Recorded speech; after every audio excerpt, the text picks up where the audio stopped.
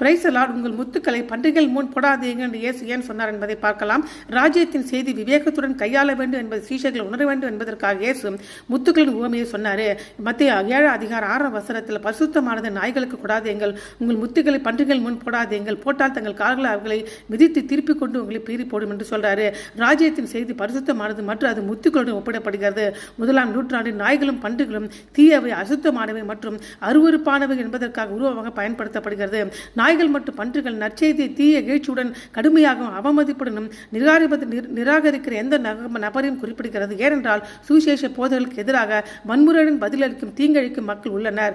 ராஜ்யத்தின் செய்தியை பிரசங்கிக்கும் போது சீஷர்கள் எச்சரிக்கையாக இருக்க வேண்டும். ஏனென்றால் அது ஒரு கொந்தளிப்பான செய்தி. அது கேட்பவர்களை பிரிக்கக்கூடும். இயேசுவின் சீஷர்கள் குற்றம் பிடிப்பவர்களோ அல்லது அப்பாவிகளாகவோ இருக்கவே கூடாது. ஏனென்றால் ஒருவர் மற்றவர்களை நியாய தீர்ப்பை நிறுத்தாவிட்டால் சிறிய பிரச்சனை உள்ள சக ஊழியனுக்கும் ராஜ்யத்துக்கும் பெருத்தீங்கு விளைவிக்கும் எதிரிக்கும் உள்ள வித்தியாசத்தை அவனால் உணரவே முடியாது.